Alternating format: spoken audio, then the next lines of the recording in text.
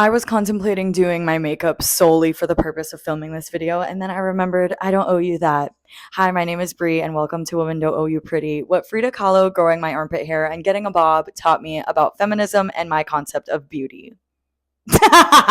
Let's get started. First, I want to give a disclaimer that every time I touch on feminism, the patriarchy, misogyny, beauty standards, and accepting your body for what it is and how it is very almost nuanced. In this video, I will be explaining how I try to liberate myself from the expectations that are placed on us by the patriarchy, the women and men in our life who uphold those values, and the beauty standards that are set upon us in media. But I also know that women who are unable to liberate themselves from these expectations sometimes don't have the necessary resources, environment, or even support to do that. So just keep that in mind. Now, the phrasing "women don't owe you pretty" is actually from this amazing book by Florence Given, and it actually changed my life. And it also ruined it. On the back of the book, it literally says feminism is going to ruin your life in the best way possible. You just learn a lot about the pressures and your insecurities and how it's all rooted in patriarchal and misogynistic values and teachings. This is a great book, but it's not the place to end. It's merely the place to begin. There are many other feminist works that are written by BIPOC authors, queer authors, and also it has gorgeous artwork as well. And honestly, this one, now that I'm looking at it, kind of looks like me, which I love. So let's get into my first point. Frida Kahlo as my muse. Frida Kahlo is such a well-known artist. You've seen her image probably everywhere. I was first introduced to her and honestly introduced to the idea of turning your insecurities into something powerful when I was 15, a freshman in high school. I was actually at a freshman retreat, and one of the classrooms that we were in had an image of Frida Kahlo. And someone asked, like, who is this lady with a unibrow? Which, like, now looking back, I'm like, that's actually so crazy. And one of the upperclassmen leading the retreat was like, that's Frida Kahlo. She's actually known for accentuating her unibrow and her mustache and facial hair in her work because she wants to accentuate her insecurities and really show that they could be something beautiful. She did just that, because if you try to draw Frida Kahlo without her iconic unibrow, it's not gonna look like Frida Kahlo. As a fellow mustache girly, I was so intrigued and empowered by her work. For those of you who don't know, I'm a painter as well as many other things. And for my final painting senior project, I replicated her painting two Fridas into two Briannes. I got to show my progression of accepting the things that I was once insecure about. And she just really started the conversation for me about not just accepting how your body naturally presents itself, but also celebrating it and making it a part of who you are. When I saw that photo of Frida Kahlo with her mustache and her unibrow, did I stop shaving my mustache? No, I didn't. In fact, it wasn't until like maybe a year or two ago that I actually stopped. I remember when I think in kindergarten, some little boy came up to me and he was like, "You have a mustache and mustaches are for boys." And I was like,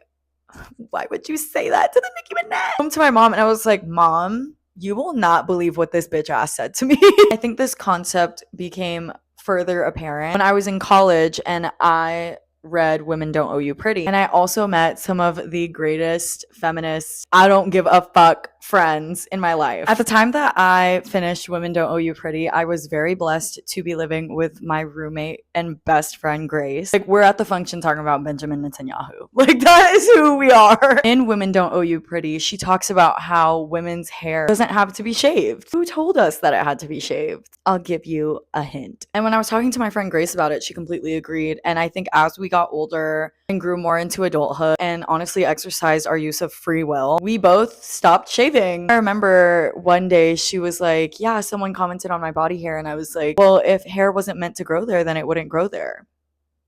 Gagged. 8. And that statement that they said right there was just really impactful because I was like, wait, you are so right. And I have proudly been growing my armpit hair for a year now. And you want to know the catch? No one comments on it. Literally no one has commented on it in a negative way. In fact, the people who have commented in a positive way. The craziest propaganda about women growing hair, besides a place other than our head, it's almost seen as like unsanitary. In fact, men grow armpit hair. I've been on the subway going to work. I've stood next to the man who's holding his arm up on the pole, and I have smelt him. Yet no one seems to comment on how much armpit hair a man has. And from my experience, no one seems to comment about mine either. It made me realize that I was so attached to the ritual of shaving my arms without really knowing why I was doing it, and coming to find out that the average person actually doesn't care. Do I think that someone along the way has probably waited till I was out of the room and commented on my armpit hair? Sure. But my armpit hair is not a big enough conversation to say it to my face. And that's the real tea. Not to mention, I've saved a lot of money on razors, shaving cream. I never use them, but armpit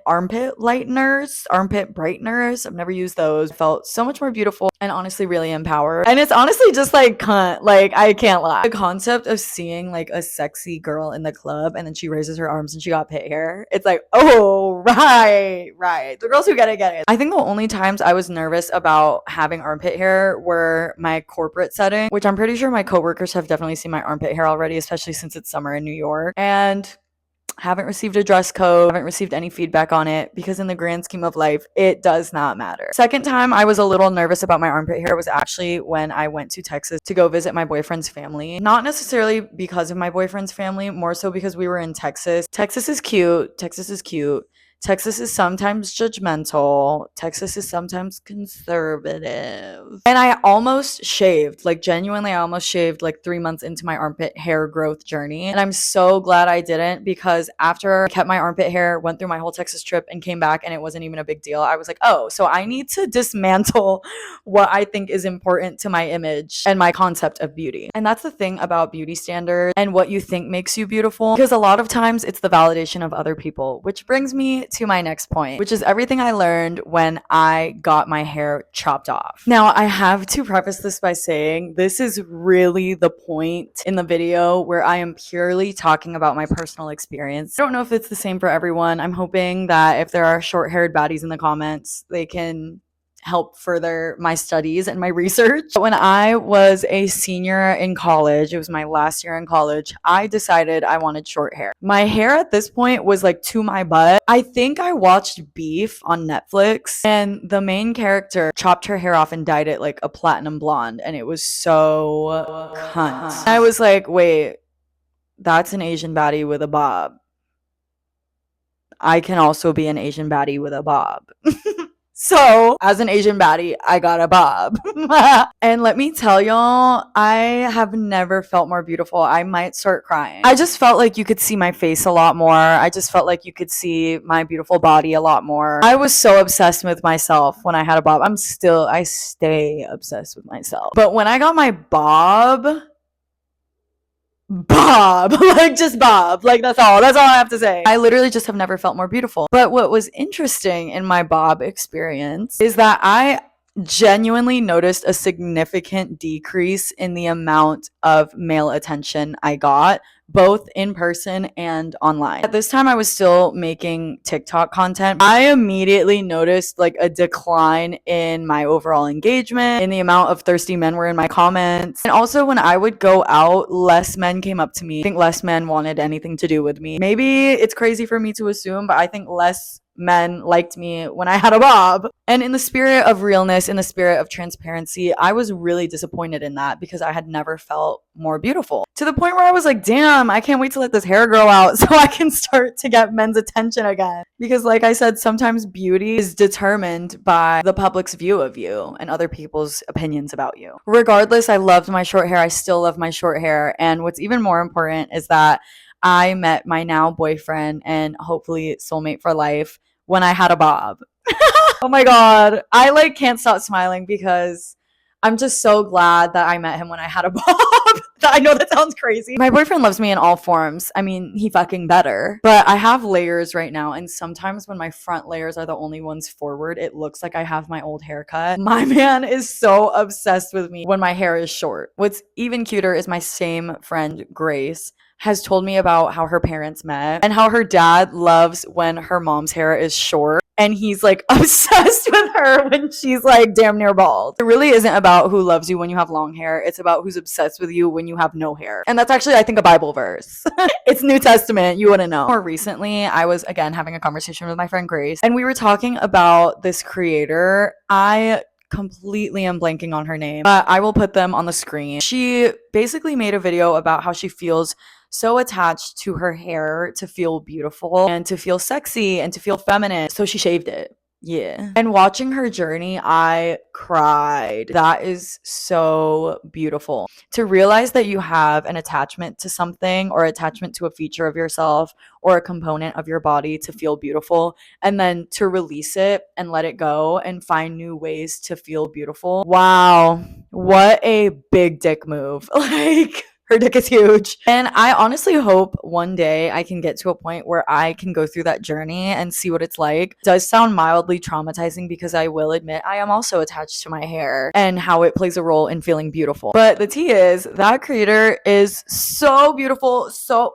honestly even more cunt now than ever before. There's always a lot to be learned about feeling beautiful means to you. And it's always changing and it's always evolving. I don't have a bob right now, mostly because I had to style my bob every day that I went out, or else I would look like the man who's behind me on my screen right now. I think we have a lot to learn about Frida Kahlo, my armpit hair, and my Lord Farquaad haircut. And learning about what makes you feel beautiful is kind of an experiment, but it's exciting. I love when women just experiment with their style, when they maybe dress in less form-fitting clothes and still feel beautiful, or when women lean into more barefaced makeup. Like, that is so empowering. Not to say that if you do the opposite of these, you're like some brainwashed, like anti-feminist woman. It is just fun to play outside of our usual rules and our usual guidelines that we grew up with. And I think that's why I wanted to make this video, to just encourage people, especially women, to play. Like, wear that hairstyle that you didn't think you could pull off. Skip shaving for more than 3 days and see how you feel. And girl, like, release your inhibitions. Like, I don't know what else to say. Just like release them. But thank you for coming to my TED Talk. I would love to hear what everybody else has to say about their journey, how you choose to express yourself and your femininity, maybe what beauty struggles you've had with either beauty standards you see in the media or things from your upbringing. But yeah, you are all beautiful. Please. I can't wait to chat more. Love you guys so much. Thanks for listening. Bye.